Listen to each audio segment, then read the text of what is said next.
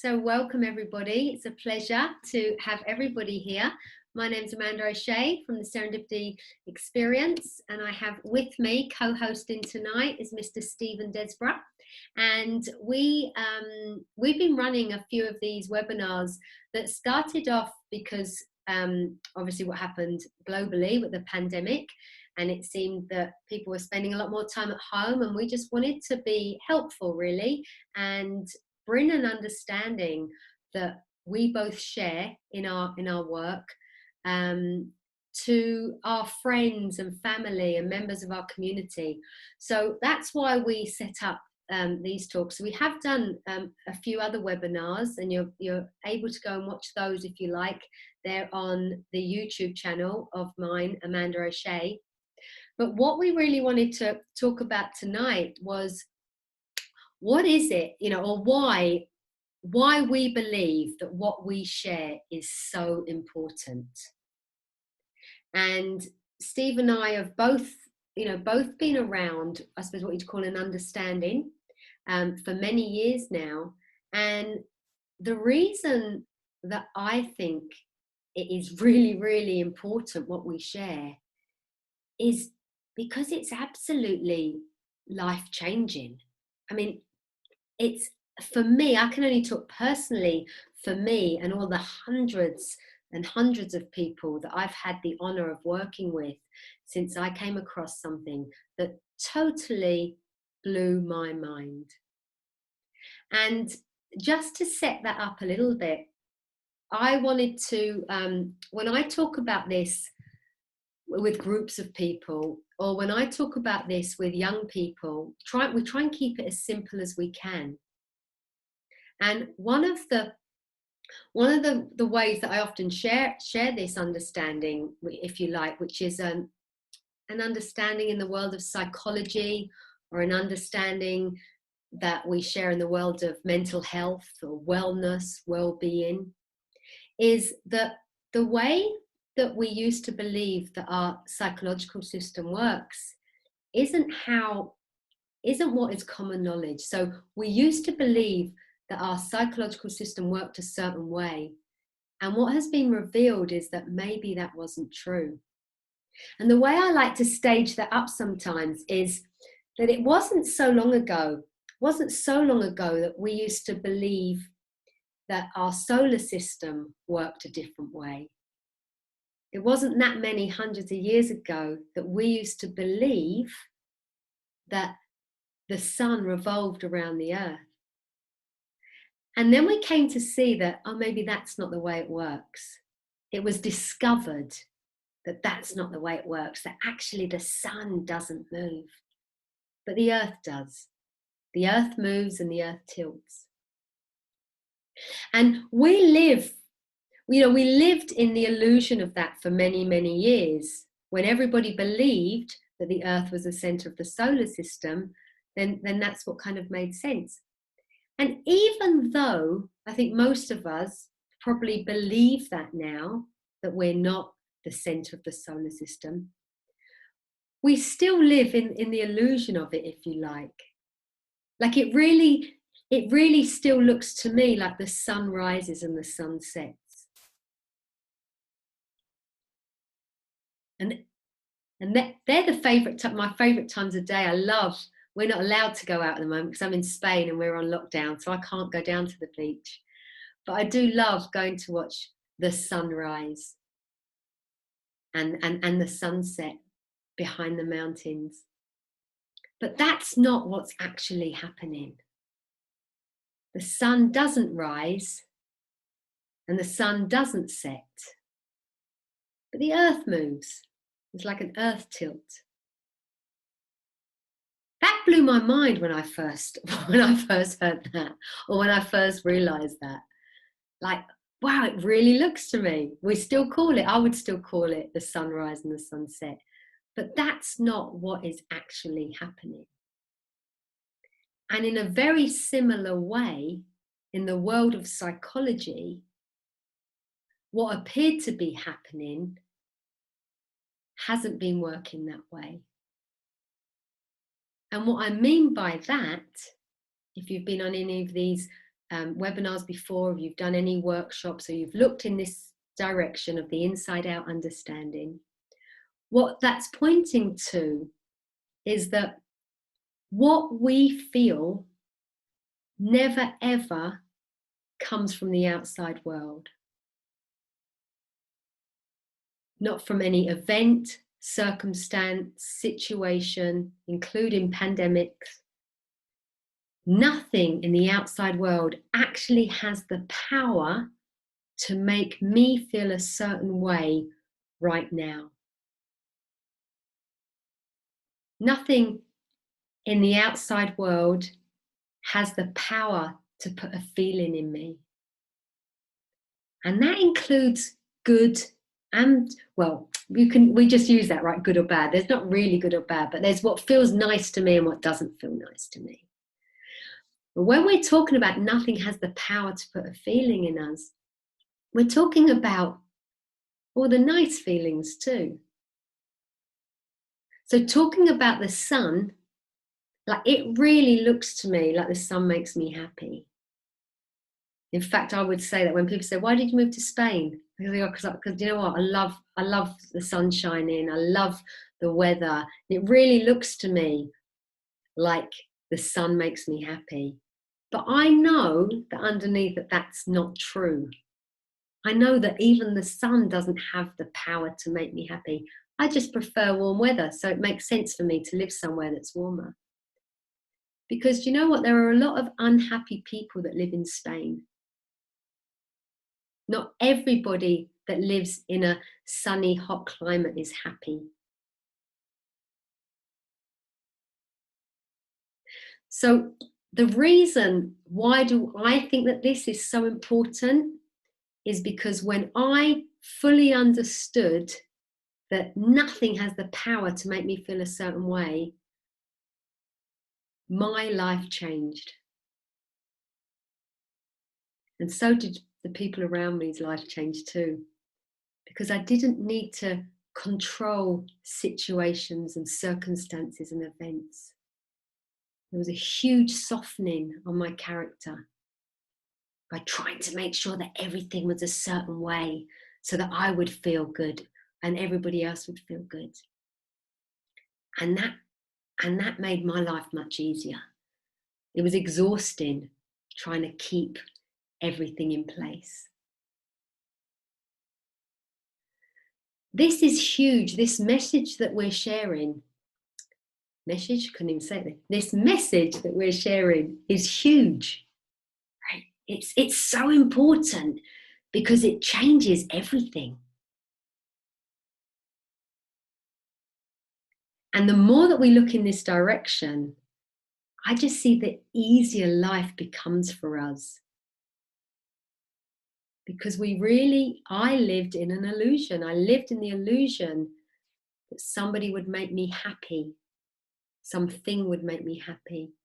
Something had to be a certain way. And now I see that I create my own happiness because it's what's there when there's nothing else there. Naturally, that's what we are. But more important than that, I see that I create my own misery and my own suffering. And thank goodness that doesn't happen too often these days. That takes the blame off of everybody else. That means I no longer look out there and point my finger.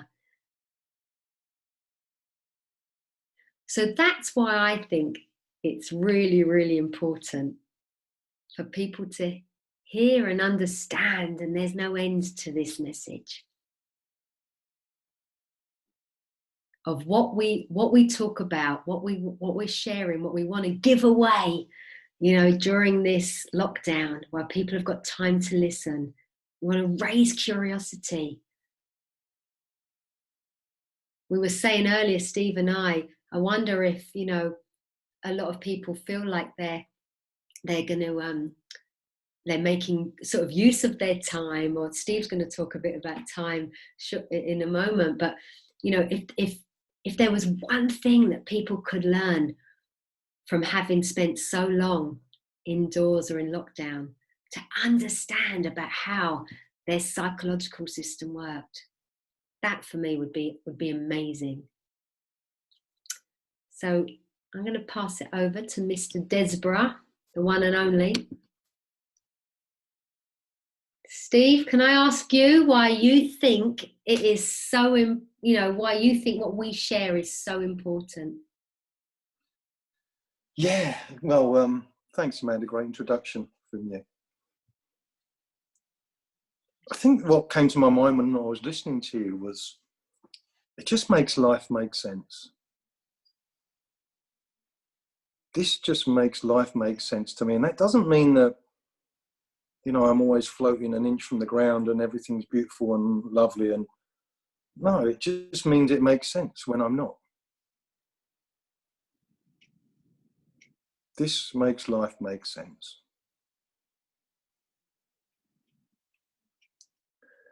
And why else is this so relevant and so important? And we talk about sharing it, Amanda, and it's true. But fundamentally, we're just pointing people back to who they really are. And one of the things, again, that came to my mind listening to you was, why is this so important? It was because it was like I really met myself for the first time. Kind of met myself and saw the labels that I had for me, and who I thought I was, and how I thought life had to be, and what was right and what was wrong, and all of these preferences. And I kind of got a glimpse beyond that.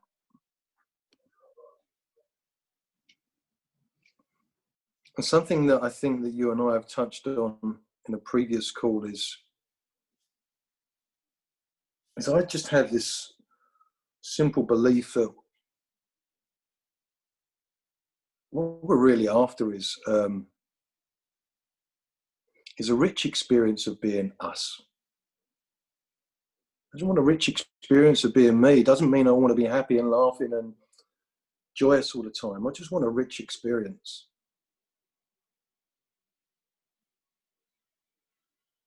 And on some level, I was out in the world searching for that, whether I knew it or not. But I was on the pathway,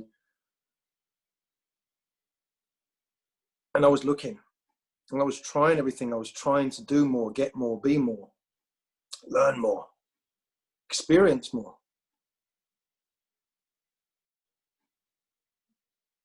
And at times it was great, but very often it would leave me feeling quite flat. And I saw a kind of temporary fix going on. So why is this so important? It's because it makes life make sense.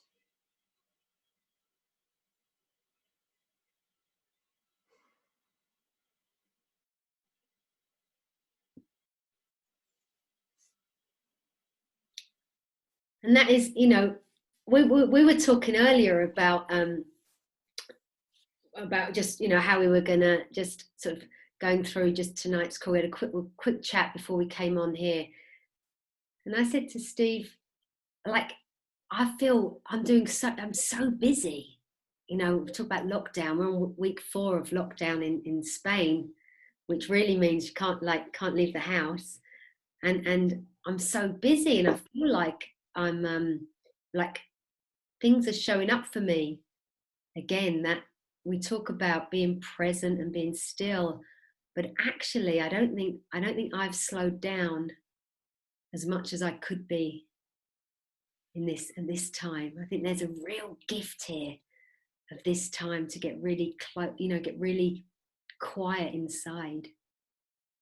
And Steve said to me, "Why do you think that is? Why do you think that is?" And I said, "Well, I feel like the day is flying. Like every day it feels like it's flying by." And I said, like, I know that when my mind quietens down, everything else quietens down. But I see I'm still in doing mode. And I don't know about you, Steve. Are you the same? Yeah, I've had certain experiences where it's like, wow, it's 5 o'clock again. Where's the day gone? And I've probably never had so much time available to me. And it's just been interesting to me that when I first thought of this, a few weeks ago, I was thinking about, wow, lockdown, it's going to be fascinating. It's going to be great. I'm going to get this chance to really slow down and just be so connected and present. And I've had kind of fleeting moments of that. And it's been like, so much of it's kind of been here, there and everywhere. Got to do this, got to finish that. Why is that happening? And so, yeah, it's been interesting to see, well, where am I trying to get to? I even noticed earlier I was making a cup of tea and I kind of was doing it a bit sped up, and it was just fascinating that. And you and I were speaking, and the question. Oh, just lost you there. Or have you lost me?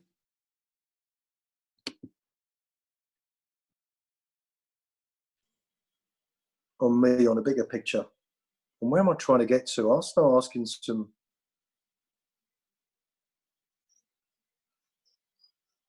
great questions. Where am I trying to get to? What's the rush?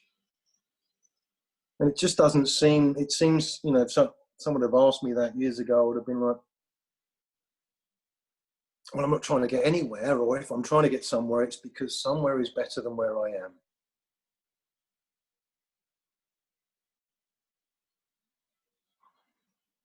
And the truth is, nowhere's better than where you are. The truth is, nowhere's better than where I am. But my mind will certainly conjure up a number of options that certainly look a lot more inviting or better.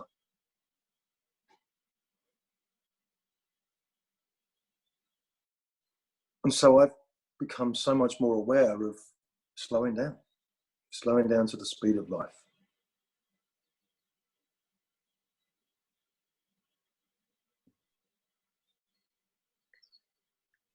There's something about these calls for me, even this hour, I slow down more when I'm in this. I slow down when I'm in this space, and I think that's really what we've, I suppose, creating is this time for you to slow down with us. So yeah. Something happens when we all slow down together, right? For me anyway. So there's an invitation to, even if it's just for me. even if it's just for this hour. Just reward yourself with an hour of reflection, of getting quiet, of slowing down. And I always remember a great story by George Pransky. This might be a little bit long, so I'll try and keep it brief. But he was talking about his client who'd planned this trip to Disneyland. The family were all excited, and they was planning about where they were going to go, and it was so much fun, and they was all excited. And as it got closer to them going to Disneyland, they started getting their heads about it. Well, if we're going to go there, we can't go to that part of the park because the queues are going to. And all of a sudden, this beautiful potential experience was kind of becoming. It was looking to be more arduous. And they got up really early to get to Disneyland, and then they're rushing around and they're trying to get into that ride. And when they're there, and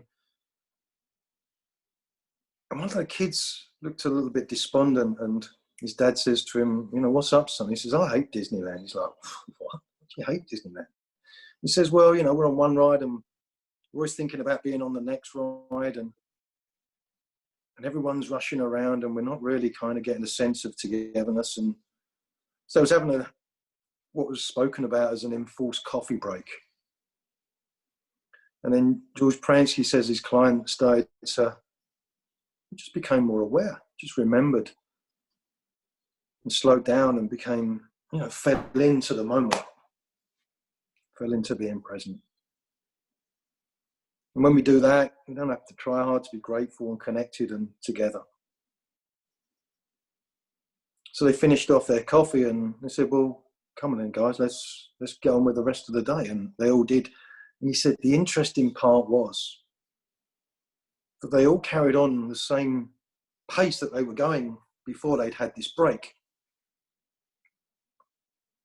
So the pace hadn't changed externally, but internally they were more connected.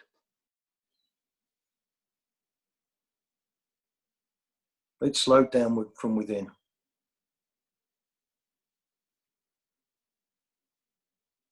And that really resonated with me.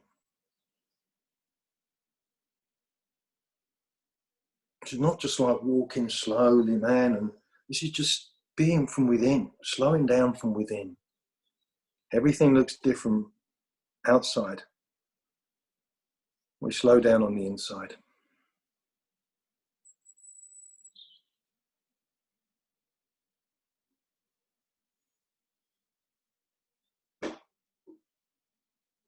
So I think we would like to ask if, I'm not sure if there's so many people on the call tonight, which is great as well, because of maybe these Zoom changes or whatever it might be, but we'd love to ask if anyone's had anything occur to them over the past couple of weeks. If you've had any insights, if anything looks different to you following on from the webinars that we've put out, or something else that's just you've become more aware of.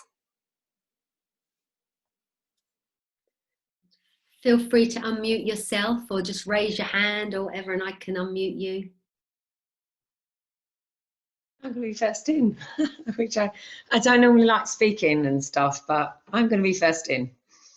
So obviously I woke up this morning. I've spoken to Des lots and lots of times. He's a really good friend of mine.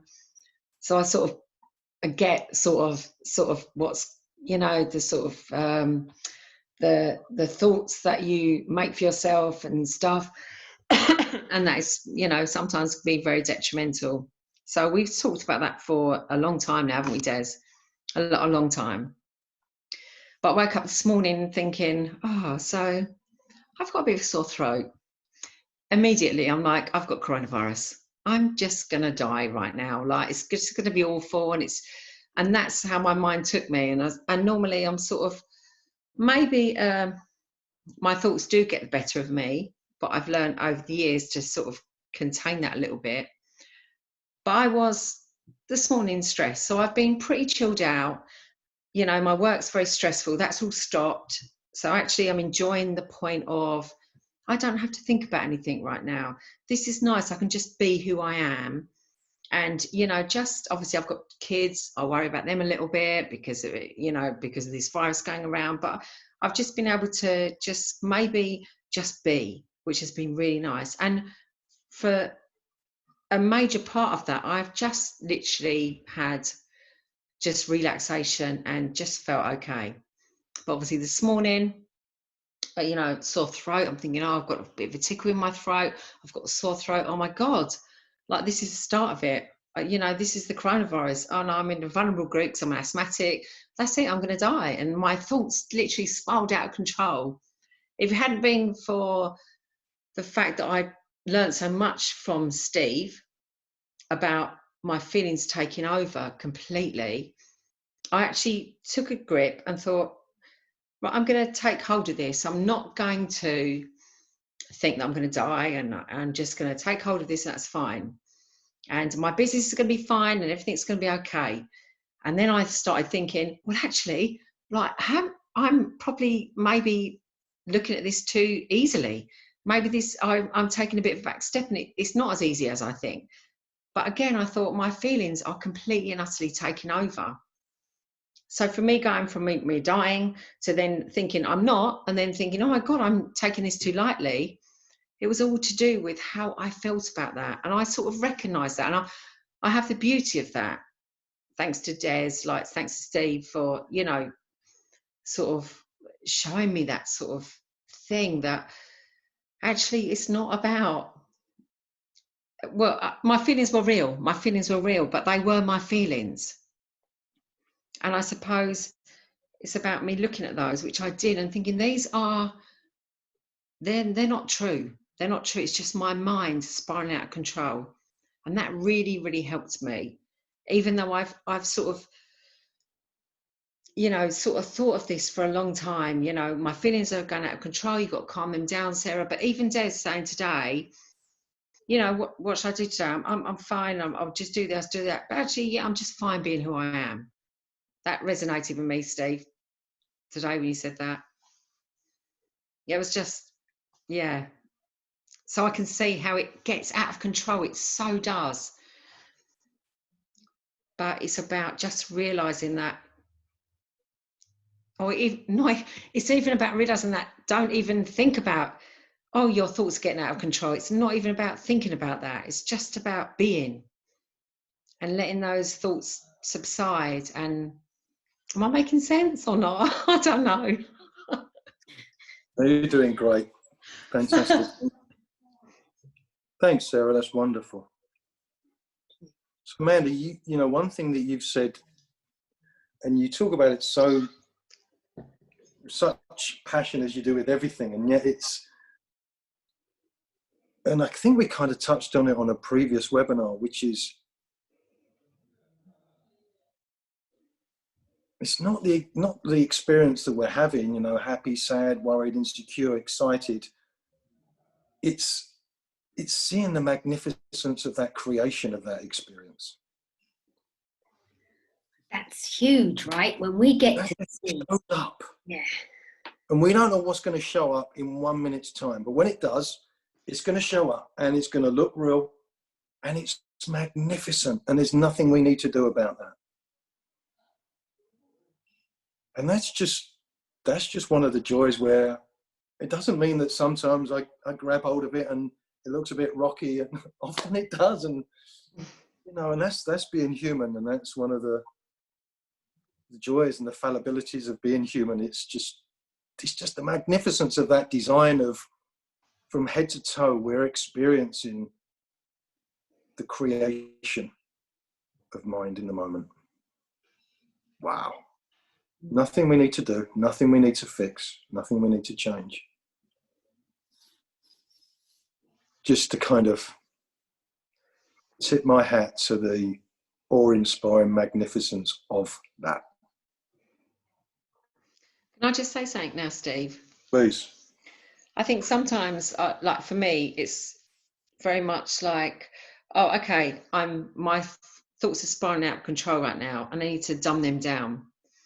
So probably where you would come from was, don't even think about that. Don't even think about dumbing your thoughts down. Just be. That's what I find hard sometimes. I know my thoughts are spiraling out of control, and I need to dumb those down. I think, oh God, okay. But again, that's just thinking about doing that. Well, I think it's a great point, and you know, I can see how that was such a huge challenge for me on the journey. But we're trying to change our thinking, we're trying to fix our thinking, rather than, you know, that's the difference between looking at what's been created, which is worry, insecure, and look at what's creating. So we've done it's a beautiful little simple video of kids being scared of shadows, and all these little kids are running around and they're looking at the floor, and then they're trying to run away from the shadow, and they can't, of course, and they're getting freaked out and sad and upset and worried and insecure. But we get shadows and we don't get freaked out by them, because we understand how it works. So the kids are getting freaked out of what's been created. But as soon as they have the awareness, the realization of actually what is creating the shadow, it loses its power. It loses its grip over us. You know, and I can see that, you know, from previous coaching days, and where I'd be trying to help people to change the way they think, fix it, be more positive, take control. Wow. And there's nothing to fix.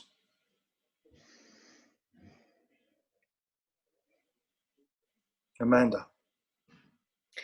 I think there is something, yeah, when you understand that everything is thought created, when you understand that we live in a thought created reality, when we get to see that it's experience, and that's what we're here for, and that's what we're designed for, is to create experience. So we create it and we feel it at the same time. I mean, that's amazing, right? I mean, that's super amazing. We create it and we feel it and we get to observe it, and we're all of it. seeing that allows us to have all the experiences or all the feels, you know, the good, the bad, and the ugly. Like suddenly there's a gift in every experience.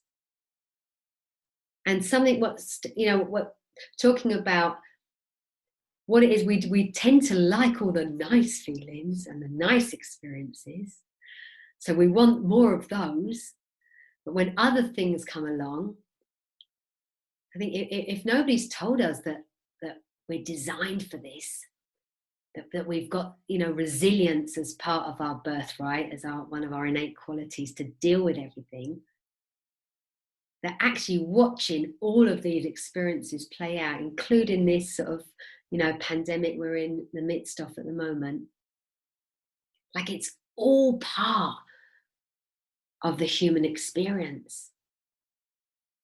A little bit like we're not scared of our shadows as adults.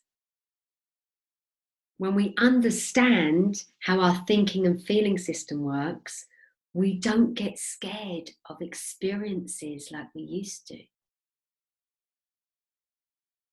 And that doesn't mean there's not healthy fear, you know. I don't know if I get that scared of many things, but it doesn't mean that I'll never get scared anymore. It doesn't mean that just because you understand how the human experience is created, if you understand what Steve and I are pointing to, the creation of the human experience, it doesn't make us immune to having experience. That would be a shame. You know, we'd miss out on the human experience of being nervous or being excited or being unsettled, or, you know, all of that is a gift. Where it's super helpful is that if we see ourselves getting caught up in, you know, if we catch it and we're getting caught up in anxiety or panic or whatever, it's a little bit like we just, you know, I love the way you said that, Steve, we just turn the volume down. It's not that we don't have those things. Many people on this webinar tonight have got a good understanding of how the inside out and, you know, understanding works. They have a good understanding of the principles behind the human experience. They still have all the experiences are going to come their way, but something happens when we catch that we're in it. We're able to maybe just take a step back and not go 2 feet into the drama. You know, we can take a step back, we can turn the volume down, and that's helpful. That's why what we share is so important, because we come into more common sense than nonsense, right? We don't get too caught up and drawn in. There's nothing wrong with a bit of drama. I love a bit of drama. You know, that's all part of life. But there's a point where it's fun and we get to use it, and there's a point where it overtakes us and it's not helpful.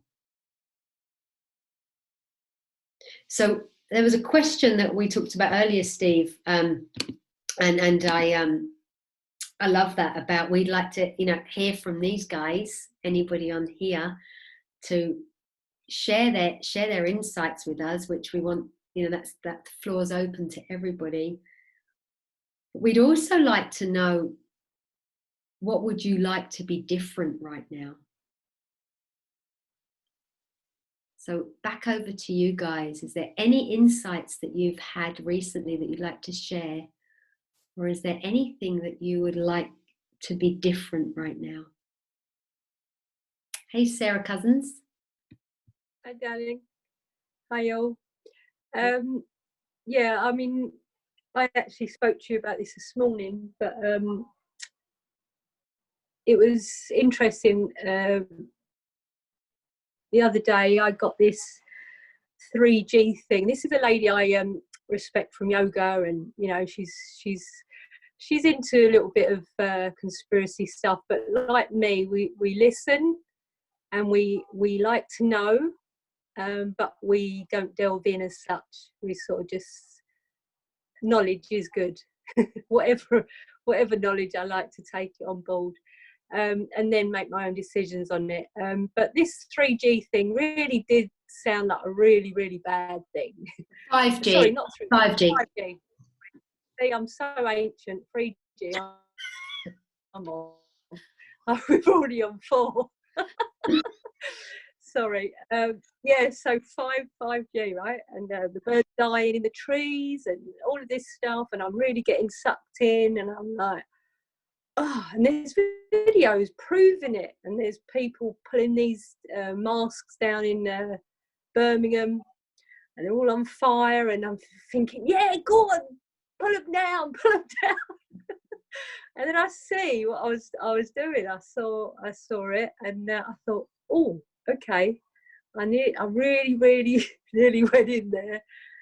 But this petition came along, and I signed the petition that I wasn't happy with 5G, and we don't need it, for God's sake. We're very content with. I was content with 3G. You know, we've got 4G, but anyway, it's getting more and more. And next thing we'll have 7G, and we'll all be dead. So I'm thinking, I signed it, but then I just went, whoop, called back, and I saw where I could have gone. I'd have been driving up to Birmingham, helping them all pull them down. When actually, it's all going to get done for us, I think, because, you know, it will be on the news or whatever. And, you know, so actually, I think when I see what you just said there, Amanda, about how would you like things to be different, I think it really sort of happens naturally anyway, without us having to get so out of our prams about anything really. It all just happens quite naturally, because at the end of the day, we're all been created perfectly, apparently. So why wouldn't that be? You know, why wouldn't that? And thank you, Sarah. And how helpful is it to know that? Yeah. How helpful is it, you know, to see that? Yeah. Because if it had been, if the energy behind life had wanted you to be somebody that was moving and shaking, and then that would have happened without question. Yeah. It would have just happened. There would have been an automatic kind of. So the people who are out there in any time, you know, whether we're talking about coronavirus or 5G, or we're talking about anything that's ever gone on the planet, they were nudged to do something,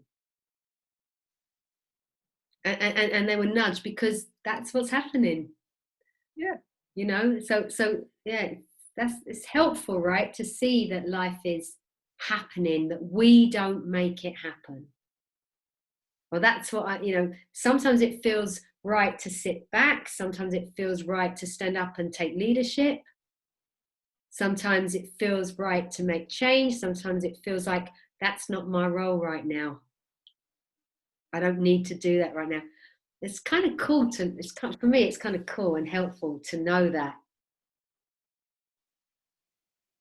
I think that's a say on that? really, really, really lovely point from both Sarahs, and you know, I know that Amanda and I really appreciate your input, because, you know, we kind of always want to go into a certain direction, but, you know, this is really down for you guys to know, let us get what's going on for you and what would be helpful and what you're seeing and maybe what you're not seeing. But thanks, ladies, so far. Wonderful input. Anyone else?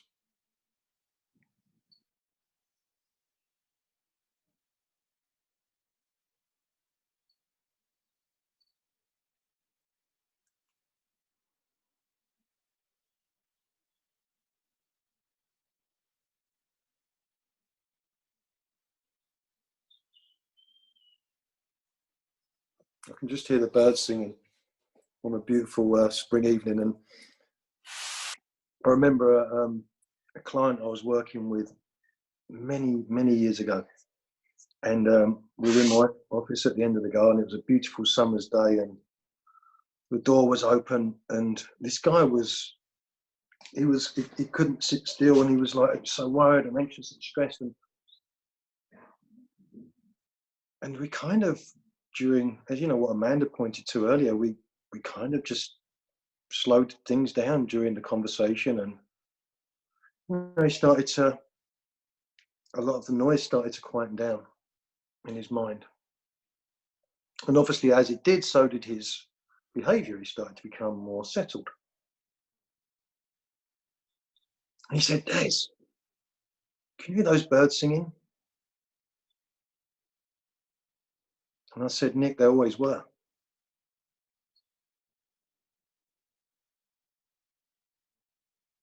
And it's just like what happens, what's Amanda and I have been talking about is, we just can get a bit busy. And when we do, we kind of miss out on the wonder and the beauty around.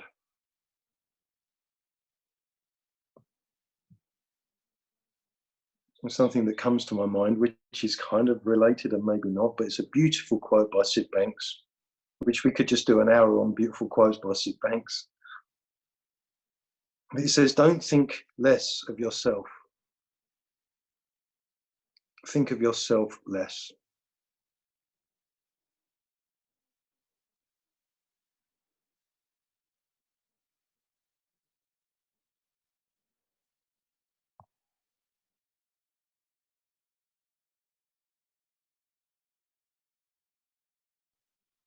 Amanda, if you was trying to speak, you've gone on mute, I think. I can't hear you.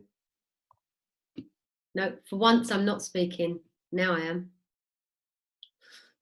So I would like to ask anyone who's on this webinar, what looks like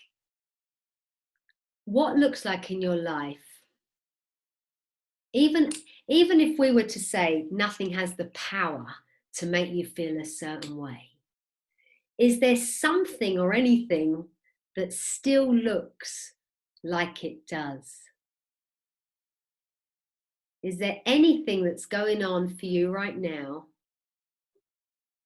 with everything that you know to be true, or anything that anybody on this call or anybody watching this recording, you might have heard us talking about this kind of stuff before, or this might be the first time you've ever heard us talking about this.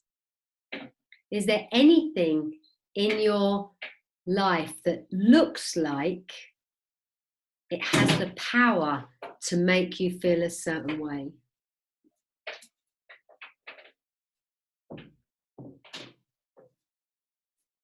Any exceptions to the rule? It's definitely my thought, definitely, 100%. And still now I think, okay, don't overthink it, don't think too much about anything, but still my thought has the power over me to make me feel a certain way. And sometimes I get a little bit closer and I think, yeah, this is fine, and I can just sort of get over that. But again, I'm thinking about getting over that. It's really hard to calm your thoughts down sometimes, even though I know that's right. I know it's the right thing to do. It's really hard sometimes to just manage that on a day-to-day basis. If I'm quiet and calm, I can think, yeah, this is fine. This is fine. I don't really think about anything, which is lovely. I go into my own space. It's really nice. But on a day-to-day basis, maybe it's just, I need to stop my thoughts spiraling out of control, which is really hard, isn't it, sometimes to do? Well, that is really, really hard. And, but that's not what we're asking you to consider.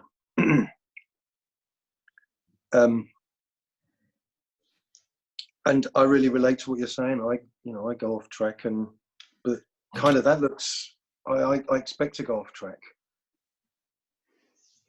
But a question that came to my mind listening to you then, Sarah, was, well, all of the anxious, concerned, worried thinking that you might have, if you was to open up your head and put them on the table, what would they look like?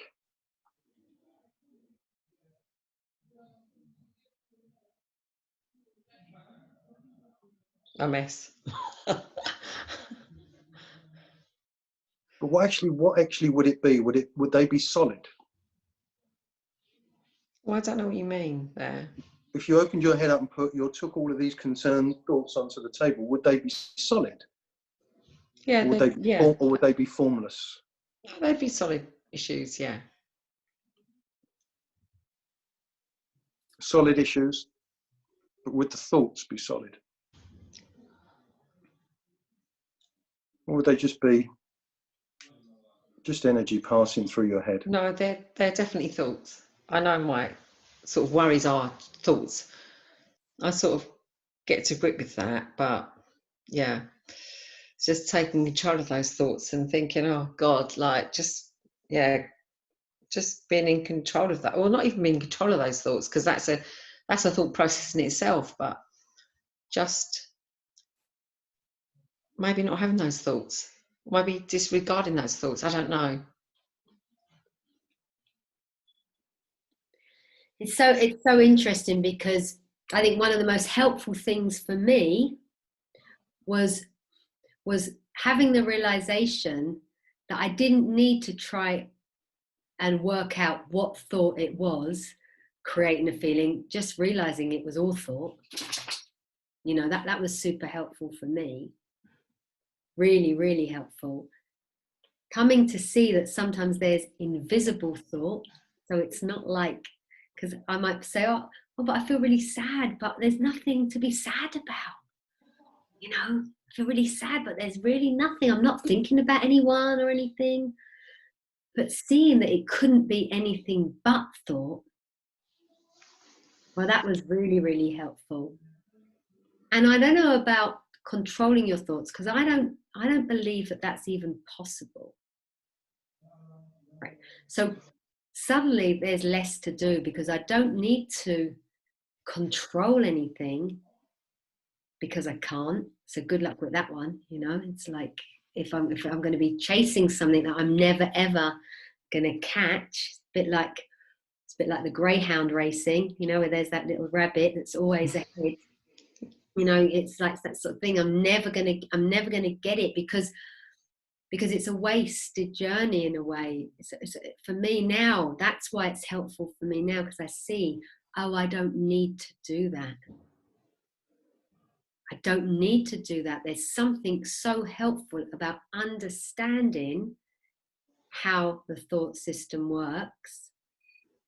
It's very, very, for me, I break it down. It's like, right, we're alive, we think, and we feel whatever we're thinking. And system repeats. If I'm breathing, if I'm alive, if I'm conscious, part of that being alive, what comes with aliveness, is a thought-created reality. If I'm alive, I'm thinking. The gift of thought, the power of thought, is a constant. It is never not there. It's always there. So I'm alive, I think, and I feel what I'm thinking. The power of thought is a constant. That's always what's happening. We live in a thought-created reality.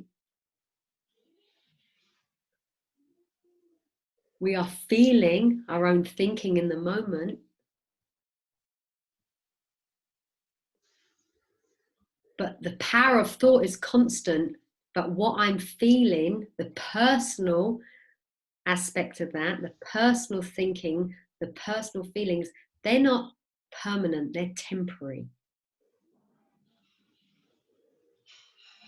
And the beautiful thing that I learned about the nature of thought is that it's constantly in movement. It's never still. The nature of it is that it moves. What I'm hearing, Sarah, is sometimes it seems that we get stuck. And when we get stuck, it's like we're on repeat. It's like that, something on repeat. It's sticky. The understanding of how the thinking system works, of how thinking then molds itself into a feeling, if you like. It's what's happening. Thoughts create feeling, thoughts create feeling. Understanding how that works is what enabled me to not get stuck for so long, or not get stuck so deep. Steve, would you like to share on that? Would you like to share how you talk about the glue melting? When we get stuck in thought, when we get stuck at a certain level of consciousness, or stuck in a certain, whether we're stuck in anxiety or stuck in worry, or we get stuck somewhere, it's like we've you know, we hang on to that, we glue our feet down to that, and something happens when we understand what we're doing, that it just evaporates, it disappears. Well, the first thing that came to my mind, Amanda, is I'm not doing it. I can't take responsibility for taking the glue away. It just happens, you know, again, and that's just the pointing again back to the magnificence. But I really get where Sarah's at, because, you know, I can totally relate to it on my journey, which is I used to get feelings, they'd feel very uncomfortable, and guess what? I didn't like them. And because I didn't like them, they then double up, they then get bigger. It's like logs on the fire. And that was due to my misunderstanding again of how it worked. And the more I started to look in the direction that there's information in the feeling, there's knowledge in the feeling, and the feelings are really only ever telling me one thing. They're telling me the quality, the level of clarity that I'm experiencing or not in that moment. And those feelings are 100% reliable. That's, again, mind-blowingly simple, and yet something I didn't know, and yet extraordinarily profound. Again, pointing me back to the magnificence of the design. I'm only ever feeling thought in the moment. Does it seem like that? Absolutely not. But whether I know it or not, that's the truth.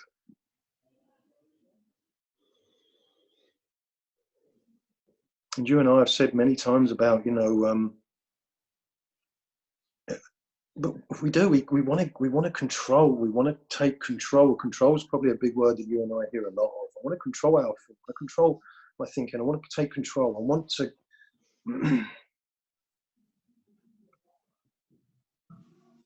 you know, I'm looking at my television, I'm looking at my television just over there, it's not on, but my television is not responsible for the programs it's playing. It's just this beautiful capacity, power to be able to play it. So I'm not responsible for what's going to come into my head. I've just got the beautiful gift of being able to experience what comes in. There's nothing for any of us to fix, because nothing's broken.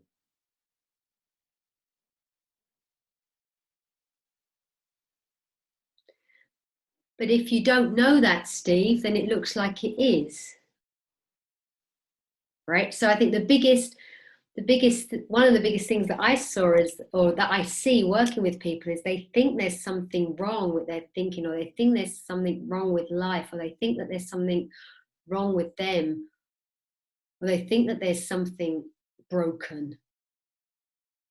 And I think what we're just inviting people to do is again, we go back, and this is the beauty of these conversations, somehow it takes us back, which is, well, how can we make the most of this extraordinary time? And rather than in 6 months' time look back and think, well, you know, I didn't really do much, and I was so busy, and I didn't make the most of this extraordinary time now.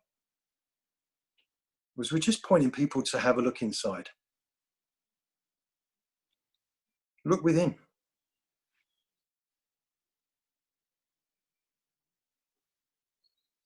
Now, that never used to make sense to me before. I'd be like, well, where, what? But just look within. Get curious. Well, this looks really real. It feels real. Now, does that mean that there's something wrong with the design, or does that mean that the design is just working perfectly?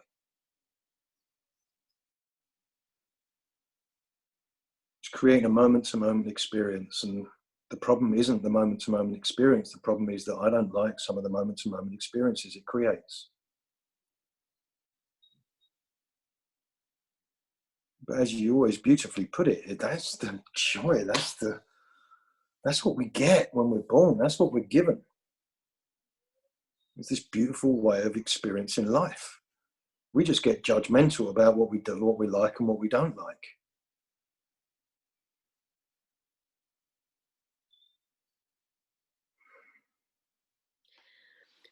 There's something really curious, or getting curious for me, is the key. Once we don't have to work very hard to point people to the direction of truth. It's like we just need a nudge there. Once you're nudged, truth will start to show itself. And the word that Steve used earlier for me, which was, has anybody had any insights? Has anything new cropped up for somebody? Has anybody had one of those sort of aha moments, or, oh, I never saw it like that before, or, oh, wow, yeah, that's different. That's when we're talking about insights, when we're talking about light bulb moments, when we're talking about something just suddenly occurs to us in a different way or a fresh way. It's those moments that I'm going to invite you to look out for, because you've always had insights. Our whole lives we have insights. Suddenly something occurs to us that hasn't before. But it is the gift of insight which changes our direction, which for me evaporates the glue. When we have been stuck at a certain level, so maybe it's worry or panic or insecurity, anxiety. When we get stuck there for too long, the thing which unsticks us is having an insight that, oh, right, we're kind of creating this, we're making this up. The moment we remember that everything is thought created, it frees us. The insight itself is what gives us the lift, or gives us the shift.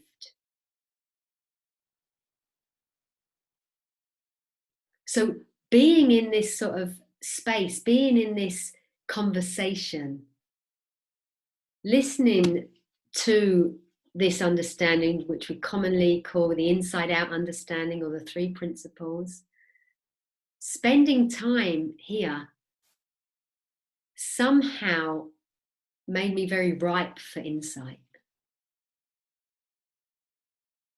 That's what happened. And the great thing about thought is always trying to be helpful. So thought is going to follow whatever train you're on. And when you're on the clarity train, or you're on the sensible train, or you're on the common sense train, or you're on the happiness train, that is the kind of thinking that comes with that. And therefore, they're the kind of feelings that you feel with that. When you're on the anxiety train, when you're on the worry train, when you're on the sad train, thought will follow that lead. So the kind of thinking that's available to you depends on what sort of personal mindset you're in, or what personal level of consciousness you're in, what vibration you're in. But what's always available to you, one thought away, is the realization of how that's being created. And that's really good news. Really good news. It's all built in.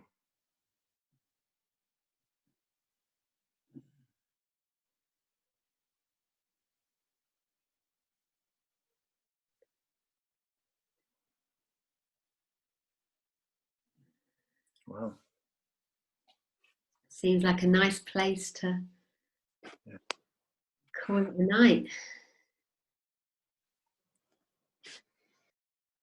So I want to thank everybody for coming on to this webinar.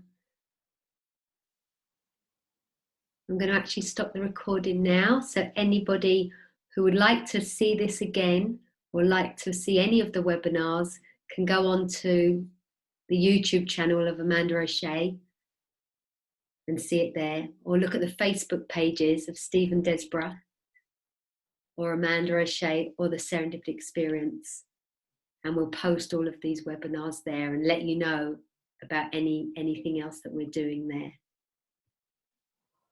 Thank you. Good night, everybody. Thank you. Thank you.